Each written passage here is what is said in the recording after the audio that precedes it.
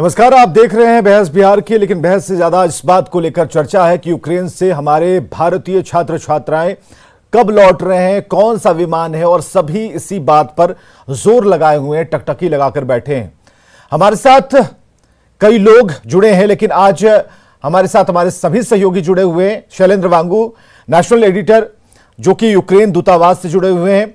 हमारे साथ शैलेंद्र साहिल, संवाददाता, सीएम आवाज से जुड़े हैं। शंकर आनंद, संवाददाता, विदेश मंत्रालय से जुड़े हुए हैं। महफूज आलम, जो कि यूक्रेन में फंसे हुए हैं छात्र, वो भी हमारे साथ जुड़े हुए हैं। तो सबसे पहले हम अपडेट के लिए सीधे हम शैलेंद्र वांगू के पास चलना चाहेंगे। शैलेंद्र, क्या स्थिति अभी तक है? खबर आ रही है और जो तस्वीरें आ रही हैं उससे एक सुखद एहसास तो जरूर हो रहा है कि बच्चे लौट रहे हैं। हमारे छात्र छात्राएं जो वहां पढ़ने के लिए गए थे उन्हें सुरक्षित वापस लाया जा रहा है। और क्या अहम जानकारियां आपको दूतावास से मिल पा रही हैं?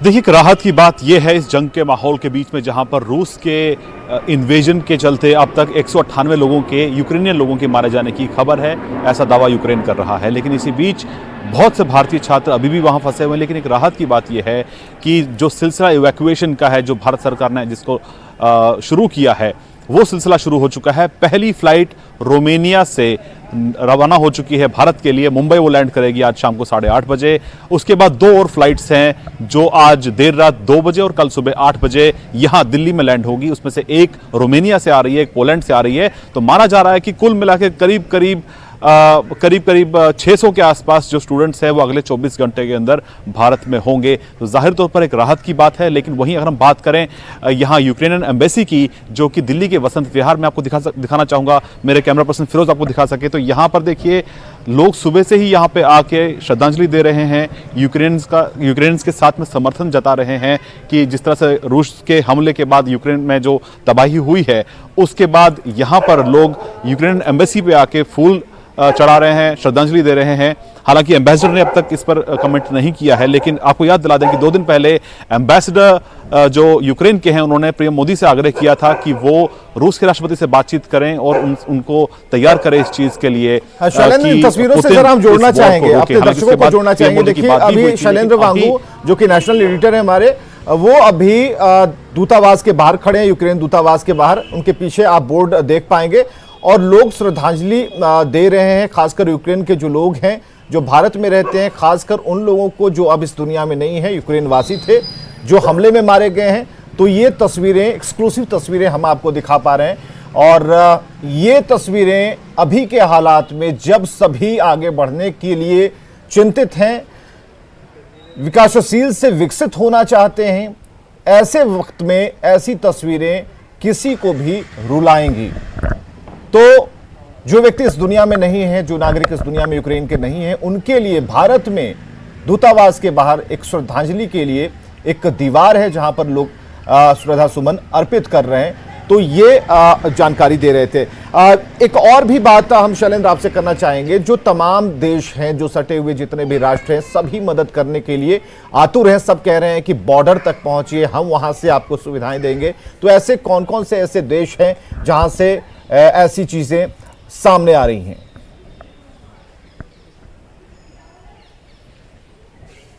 देखिए विवेक, सबसे अहम बात यह है कि रशियन हमले के बाद यूक्रेन का जो एयर स्पेस है वो पूरी तरह से बंद हो चुका है। तीसरा दिन है आज जब वहां से टेक ऑफ नहीं हो पा रहा, ना लैंडिंग हो पा रही है। तो ऐसे में भारत सरकार ने शुरुआत की है इवैक्यूएशन प्लान की, ऑल्टरनेटिव रूट्स के जरिए भारतीय छात्र, जो करीब 16,000 भारतीय छात्र वहां पर फंसे हुए हैं, उनको सुरक्षित बाहर निकालने के लिए। तो रूस के अटैक के बीच में यूक्रेन का जो वेस्टर्न बॉर्डर है, जिसमें 4 सटे मुल्क हैं, जिसमें पोलैंड है, स्लोवाक है, रोमेनिया और हंगरी, ये 4 देश हैं जिनके जरिए भारतीय छात्रों को वहां से निकाला जाएगा। इसके लिए तैयारी पूरी हो चुकी है। इन देशों के जो भारतीय दूतावास है वो वहां पर, उनकी टीम्स इस वक्त वहां पर बॉर्डर पर मौजूद हैं, ताकि सभी भारतीयों को सुरक्षित बॉर्डर क्रॉस करा के वापस सुरक्षित भारत लाया जा सके। लेकिन एक अहम बात मैं आपको और बताना चाहूंगा कि रोमेनिया से जो आज फ्लाइट टेक ऑफ हुई है 219 छात्रों के साथ, उस फ्लाइट में जो रोमानिया में भारत के राजदूत हैं, उन्होंने एक बहुत महत्वपूर्ण बात की। उन्होंने उन छात्रों से कहा कि इस दिन को 26 फरवरी को आप हमेशा याद रखिएगा। जब भी आपकी जिंदगी में लगे आपको कि आप मुश्किल में हैं, आपके अनुसार कुछ नहीं हो रहा है, तो इस दिन को जरूर याद रखिएगा कि किस तरह से आप इतनी बड़े संकट से बचकर निकल के वापस आ पाए हैं, तो बहुत बड़ी राहत की बात, सुकून की बात उन तमाम बच्चों के लिए जो आज, उन तमाम छात्रों के लिए, नागरिकों के लिए जो आज भारत लौट रहे हैं। आपने कहा और हमने प्ले किया, आप जरा स्टूडेंट बोर्डिंग की वो तस्वीरें हमें जरा दिखाइए, हमारे सहयोगी से हम कहना चाहेंगे, और जरा उसे वॉल्यूम थोड़ा उसका बढ़ाकर रखिएगा ताकि जो अपील की जा रही है अंदर वो हम सुना पाए पूरी स्क्रीन पर।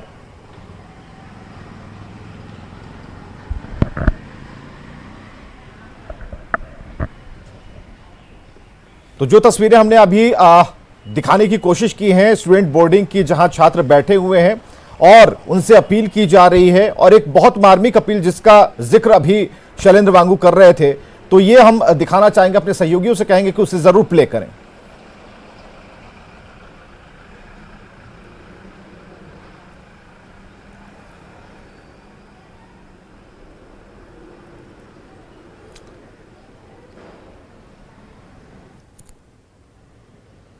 एक और अपडेट आई है, मैं आपको बताना चाहूंगा। हाँ शैलेंद्र, आप बोल सकते हैं, अपडेट बताएं। विवेक, हाँ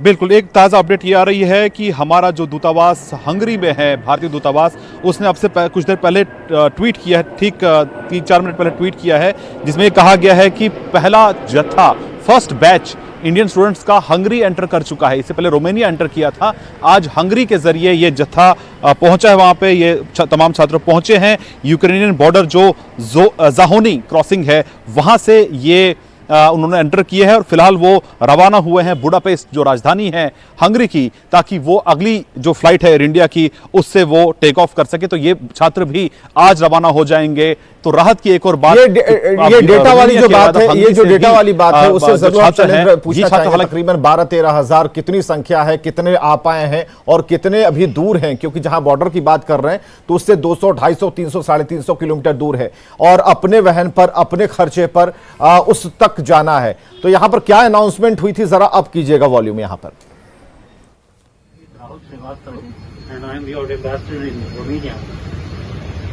I know that you have come through a very long and arduous road journey. So the last thing in your mind is an announcement by the ambassador. But before you left, I thought I'll just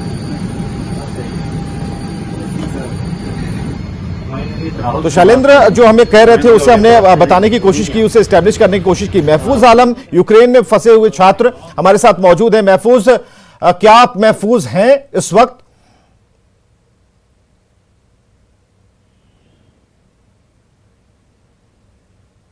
महफूज, क्या आप हमें सुन पा रहे हैं?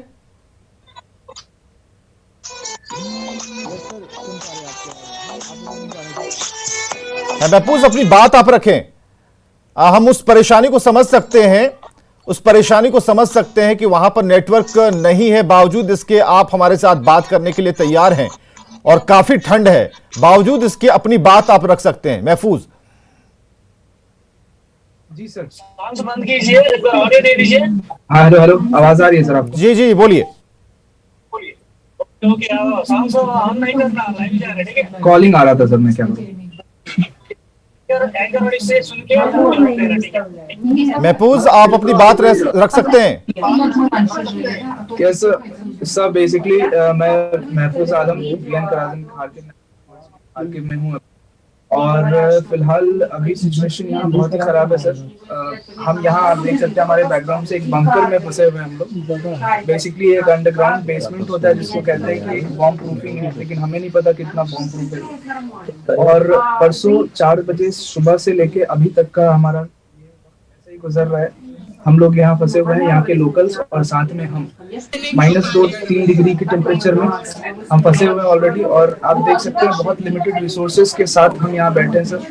सो हम ये appeal करना चाहेंगे सर कि प्लीज इवैक्यूएशन ऑलरेडी स्टार्टेड है, बट नाउ अभी क्या है, खारकिव में जहाँ पे हम है, यहाँ से मुश्किल से 5 से 6 किलोमीटर में अभी आप बैकग्राउंड में शायद बॉम्बिंग की भी आवाज सुन पा रहे हो।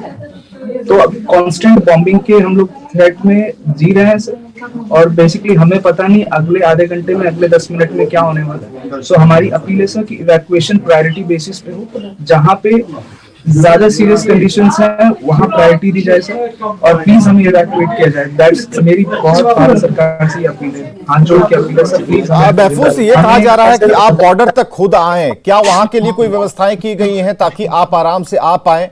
कितने लोग हैं आप लोग जहां पर आप बैठे हैं, कितनी संख्या है आपकी? सर अभी बेसिकली हम मेरे बहुत सारे फ्रेंड्स आसपास के सारे फ्लैट्स में अलग अलग बंकरों में छुपे हुए वो लोग, साथ में हम लोग 7 लोग हैं अभी फिलहाल, और बाकी सारे लोग मेट्रो के अंदर छुपे गए हैं। यहाँ रेड अलर्ट जारी किया गया है, कहा गया है बाहर रोड पे कोई ना निकले, टैंक्स वगैरह चल रही हैं रोड पे। तो इसलिए सर बहुत क्रिटिकल सिचुएशन है और हमें बिल्कुल रिसोर्सेज नहीं है खाने पीने। सर वार का तो बाद में छोड़िए, हम शायद खाए पिए बिना भी मरने की ऐसी सिचुएशन आ चुकी है और पता नहीं हमें अगले पल क्या होगा। एम्बेसी से जब हम कांटेक्ट करते हैं तो उनका जवाब ये है कि अभी जब तक बॉम्बिंग हो रही है, ये हो रही है, हम कुछ नहीं कर सकते, आप बिल्कुल अपनी जगह पे रहें, बने रहें। भारतीय दूतावास के किसी भी अधिकारी से आपकी बातचीत हो पा रही है इस वक्त?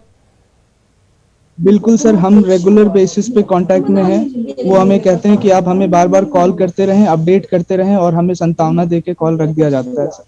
क्या लोकेशन ट्रेस कर आपको वहां से मंगाने की, वहां से हटाने की क्या एक कवायद हो रही है, कोशिश हो रही है?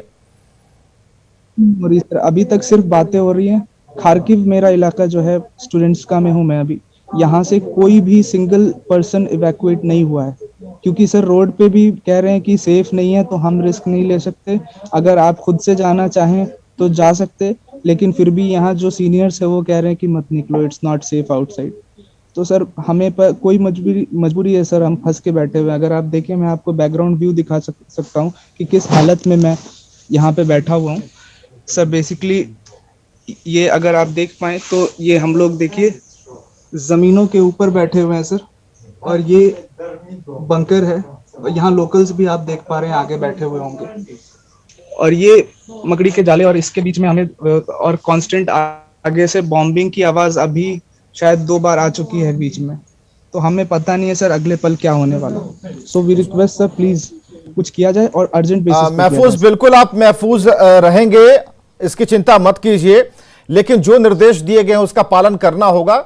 और हमारे कई और लोग हैं, हमारे जो सहयोगी हैं, उनकी आवाज भी आप तक पहुंच रही होगी। तो जो हम बात कर रहे हैं, जो हम कहना चाह रहे हैं, क्या इंडियन जो गवर्नमेंट है वो कर रही है, भारतीय जो सरकार जो करना चाह रही है, वो सारी इंफॉर्मेशन आप तक हम बता रहे हैं। आपका भी नंबर आएगा और आप भी भारत सकुशल लौटेंगे, इतनी हिम्मत हमें रखनी होगी। इतनी हिम्मत तो भारतीयों में होती ही है और इससे ज्यादा भी होती है। शंकर आनंद हमारे साथ, हमारे सहयोगी विदेश मंत्रालय से जुड़े हुए, कुछ अपडेट हम उनसे जानते हैं। शंकर, क्या आप कुछ अपडेट इस वक्त के हैं?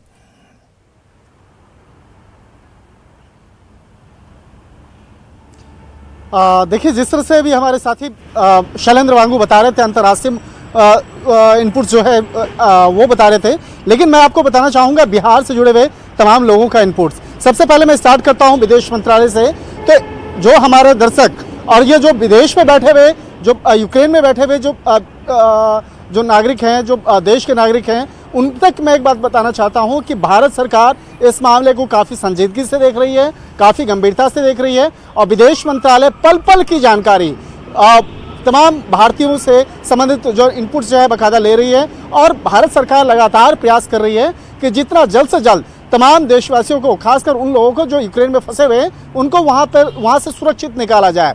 और अगर छात्रों की बात करें तो छात्रों को जल्द से जल्द वहाँ से निकालने की जो तमाम जो कोशिशें हैं वो की जा रही हैं। लगातार विदेश मंत्रालय इस मामले पर नज़र बनाए हुए हैं। और बात करते हैं विदेश के मामलों पर जुड़े हुए किस तरह से बिहार का जो कनेक्शन है उस पर अगर बात करें तो दिल्ली में जो बिहार भवन है, बिहार भवन की जो आरसी हैं यहाँ पर रेजिडेंस कमिश्नर, वो खुद इस मामलों की जानकारी लेने के लिए आज एयरपोर्ट भी गई हैं। और वहाँ पर जाने के बाद जो जाकर जानकारी ली कि किस तरह से कौन कौन से जो विमान आने का वक्त क्या होगा, और उसके बाद यहाँ पर अगर कोई बिहार मूल का अगर छात्र आता है तो किस तरह से उसे सुरक्षित बिहार भेजा जाएगा और किस तरह से उसकी तमाम व्यवस्थाएं करनी है, इसके लिए तमाम प्रयास किए जा रहे हैं। तो एक तरह से कहा जा सकता है कि तमाम, चाहे वो केंद्र सरकार की बात करें या राज्य सरकार की बात कर ले, राज्य सरकार, केंद्र सरकार सब मिलकर के बिल्कुल। शंकर, इससे जुड़ा हुआ अपडेट हमें शैलेंद्र साहिल बताएंगे। साहिल, हमें ये बताइए कि बिहार के मुख्यमंत्री ने ट्वीट किया है, उस ट्वीट को जरा चलाइएगा और क्या इंफॉर्मेशन है साहिल, उसके बारे में बताइए कि जो लोग उतरेंगे, मुंबई उतरें या फिर दिल्ली उतरें, तो वहां से जो बिहार लाने का जो खर्च है वो राज्य सरकार वहन करेगी। तो ये नीतीश कुमार का ट्वीट हम आपको दिखा रहे हैं। उन्होंने कहा कि यूक्रेन में जारी वर्तमान संकट के मद्देनजर जो फंसे हुए लोग हैं उन्हें बिहार लाने के लिए सरकार प्रतिबद्ध है और समुचित कार्रवाई करने का निर्देश दिया गया है। जो विमान लैंड करेंगे दिल्ली या मुंबई, तो बिहार आने वाले लोगों का संपूर्ण किराया, पूरा किराया राज्य सरकार वहन करेगी। नीतीश कुमार ने ऐसा कहा है। साहिल,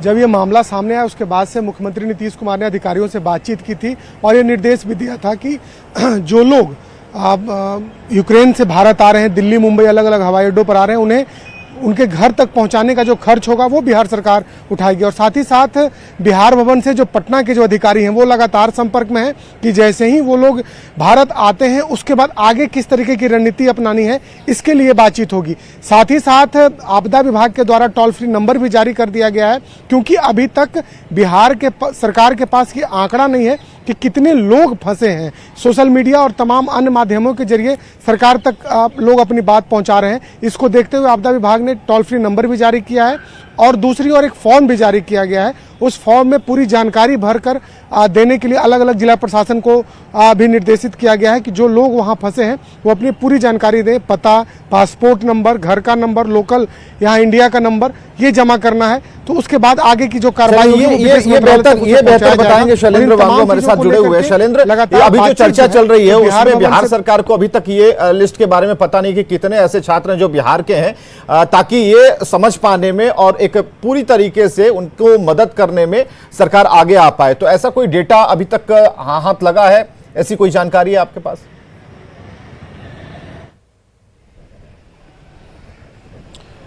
देखिए, आपको बता दें कि यूक्रेन में इस तरह के हालात बनने से पहले ही करीब 15 दिन पहले ही यूक्रेन की एम्बेसी, माफ़ कीजिए, भारतीय दूतावास जो यूक्रेन में है, उन्होंने एक फॉर्म निकाला था जिसमें सभी भारतीयों से उनकी जानकारी साझा करने के लिए कहा गया था। तो वो डेटा ऑलरेडी इकट्ठा हो चुका है यूक्रेन एम्बेसी के पास। और हमारे जो विदेश सचिव हैं हर्षवर्धन श्रृंगला, उन्होंने ये बात कही थी कि सभी भारतीयों को डेटा इकट्ठा किया जा रहा है, लेकिन उस डेटा को अभी साझा नहीं किया गया है। प्राथमिकता इस बात की है कि पहले उन सभी छात्रों को सुरक्षित बॉर्डर क्रॉस कराया जाए ताकि वो वहां से आसानी से पड़ोसी मुल्कों के रास्ते भारत लौट पाए। तो स्पेसिफिक बिहार का जो इन्फॉर्मेशन है वो अभी तक हमारे पास नहीं है, लेकिन ये आपको जरूर कह सकता हूं कि भारत के कोने कोने से, जम्मू कश्मीर से लेकर केरल तक, पश्चिम बंगाल, बिहार, सभी राज्यों के छात्र इस वक्त यूक्रेन में पढ़ाई कर रहे हैं। इसमें अधिकतर छात्र MBBS और इंजीनियरिंग के स्टूडेंट्स हैं और कुछ ऐसे प्रोफेशनल्स भी हैं जो यूक्रेन में काम करते हैं। हालांकि बिहार स्पेसिफिक कोई नंबर हमारे पास नहीं है, लेकिन कुछ आंकड़े जो बिहार सरकार की तरफ से आ रहे थे जिसमें बताया जा रहा था कि करीब 30 से 32 छात्र जो हो पहली फ्लाइट में लौट सकते हैं, लेकिन ये सिर्फ शुरुआती आंकड़ा है। एक्चुअल जो डेटा है वो भी किसी के पास नहीं। एक बात और भी शैलेंद्र हम आपसे जानना चाहेंगे, अपडेट जरा हम इसे जरा कर दीजिए, क्योंकि महफूज आलम जो कि यूक्रेन में फंसे हुए छात्र हैं, उनका ये सवाल है कि अभी तक बात हो रही है दूतावास से, भारतीय दूतावास से बात हो रही है, जहां जिस जगह पर वहां मौजूद है वहां पर बॉम्बार्डिंग हो रही है, दूर हो रही है, कितने किलोमीटर पर हो रही है उन्हें मालूम नहीं, लेकिन उनके पास न खाने का सामान है और स्थिति बेहद ही खराब है। नेटवर्क भी हो सकता है कि चंद घंटों में खत्म हो जाए, तो ये डर उन्हें सता रहा है। तो इस स्थिति से कैसे ये लोग निकले, क्योंकि ये तो दूतावास वाले लोग कह रहे हैं कि हम बात करते रहिए, अपनी जानकारी देते रहिए, स्टेटस रिपोर्ट हमें बताते रहिए, लेकिन क्या कुछ इंतजाम होंगे इनके लिए जो काफी परेशान है? मैं महफूज की जो परेशानी है और तमाम उन छात्रों की परेशानी समझ सकता हूं, क्योंकि जिस तरह के हालात इस वक्त यूक्रेन में है और वहां पर जो शुरुआत के 2 दिन है उसमें करीब 200 लोग मारे गए हैं और वहां पर लगातार बॉम्बिंग हो रही है। हमने जो वीडियोस देखे हैं वहां पर सायरन्स, हमने ब्लेयरिंग सायरन्स सुने हैं, उनकी आवाज़ें सुनी हैं, जो लोग काफ़ी घबराए हुए हैं। एक शहर है ओडेसा, ओडेसा के रास्ते भी बसेस के जरिए आज 3 बसेस के जरिए आज छात्र रोमानिया के लिए निकले हैं। तो ऐसे में आज की अगर हम एडवाइजरी की बात करें, महफूज भी जानते होंगे, आज सुबह एक एडवाइजरी जारी की गई है जिसमें कहा गया है कि जो वेस्टर्न बॉर्डर्स के आसपास जो छात्र हैं वो बॉर्डर के पास आए, लेकिन बिना एम्बेसी के जानकारी के लिए कोई घरों से ना निकलें। जहां पे बॉम्बिंग्स हो रही हैं, जहां पर घर से निकलना सही नहीं है, वो बिना बताए किसी भी वाहन से बॉर्डर की तरफ अकेले ट्रैवल करने की कोशिश ना करें, वो सेफ नहीं हो सकता है। ऐसे में ये भी आपको इन्फॉर्मेशन देना चाहूंगा कि 2 दिन पहले, जहां तक मुझे जानकारी है, जहां तक मुझे याद है, 2 दिन पहले भारतीय दूतावास यूक्रेन ने उन्होंने एक चिट्ठी लिखी थी यूक्रेन की सरकार को और उनसे आग्रह किया था कि जो यूक्रेन में भारतीय छात्र हैं उनके खाने पीने को लेकर, उनके खाने पीने के इंतजाम को लेकर और जो पानी के इंतजाम को लेकर उनको कदम उठाने चाहिए, और जो पॉसिबल जो एक्सटेंट तक जो मदद की जानी चाहिए वो की जानी चाहिए।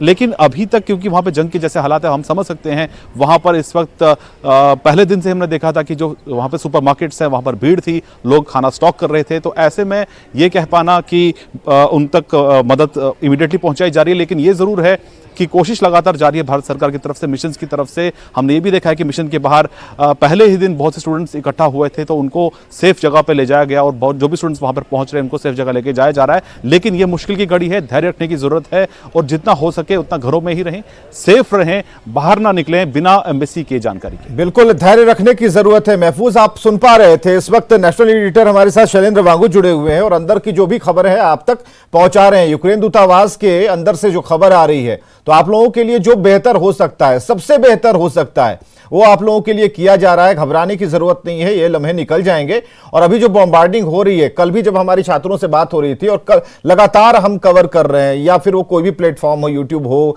फेसबुक हो या फिर टीवी चैनल्स हो, तो हम कवर इसलिए कर रहे हैं कि आप लोगों तक संदेश जाए।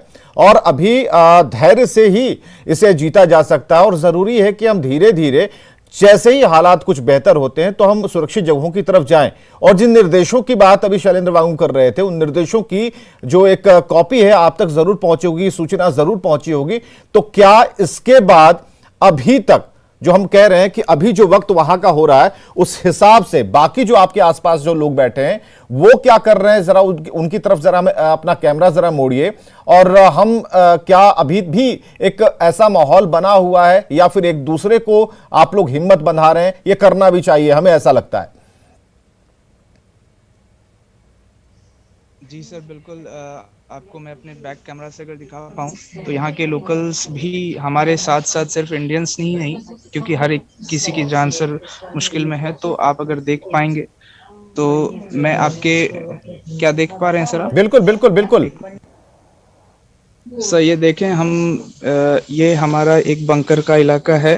हाँ। बेसिकली 4 दीवारी है, उसके ऊपर बिल्डिंगें हैं और इसमें लोकल्स भी बैठे हुए हैं। और हम सिर्फ जमीन पे एक चादर बिछा के और जो भी अपना सामान, साजो सामान है, उसके हिसाब से हम इनमें से आपके दोस्तों में से, अगर आपके दोस्तों में से अगर कोई मैसेज देना चाहे, कुछ कहना चाहे तो। बिल्कुल सर, मैं इधर अपने फ्रेंड्स की तरफ। हाँ बिल्कुल, आप जरूर कहिएगा, अपना नाम बताइए, कहाँ के रहने वाले हैं, और ये सारी चीजें बताइए, अपना परिचय बताइए और अपनी बात कहिए। यस सर, मैं साहिल कुमार चावला, बिहार से मुजफ्फरपुर का रहने वाला हूँ। मैं भी वीएन का राजीना में पढ़ता हूँ, यहाँ खारकीव में हूँ, अभी बॉम्ब शेल्टर में। सर पता नहीं यहाँ पे परसों से चल रही कंटिन्यूस, कब खत्म होगी कब नहीं, कुछ पता नहीं है।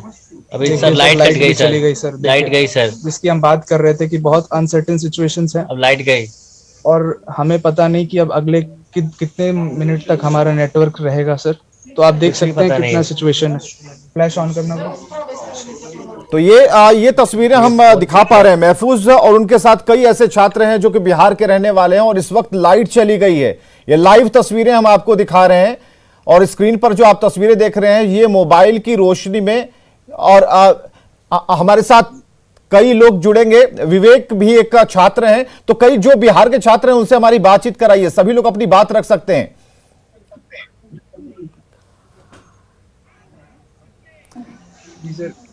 जी सर, ये मेरा फ्रेंड है, इनसे बात कीजिए। कुशाल। हेलो सर, मेरा नाम कुशाल और हम लोग यहाँ 3 दिन से फंसे हुए हैं। और जैसा कि महफूज ने बताया, यहाँ पे सिचुएशन बहुत ज़्यादा ख़राब है और हम लोगों के पास ना खाने को है ना पीने को है। और मेरी यही इंडियन गवर्नमेंट से दरख्वास्त है, रिक्वेस्ट है कि सर जितनी हमारी जल्दी हेल्प कर पाए।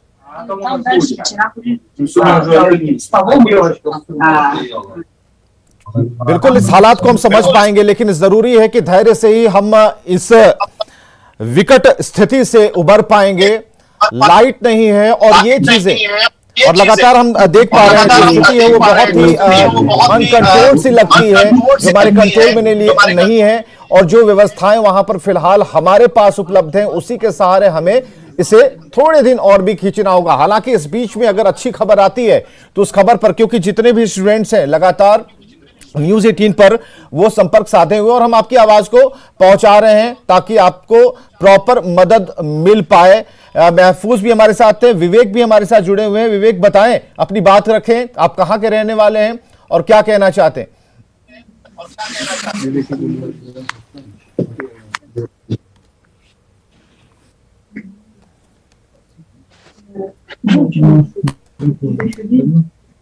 बिल्कुल, आपकी तस्वीर हम देख पा रहे हैं, अपनी बात आप रख सकते हैं।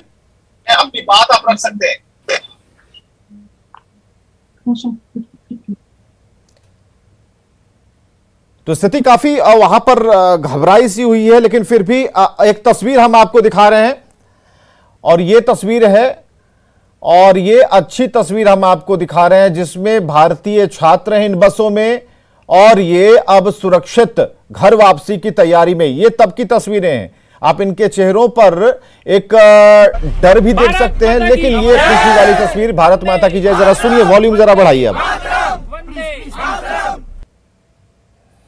वंदे मातरम, भारत माता की जय के नारे लग रहे हैं और इसके अलावा हर हर महादेव भी लोग कह रहे हैं। तो ये अपनी संस्कृति को तब याद करते हैं जब लोग परेशानी में होते हैं।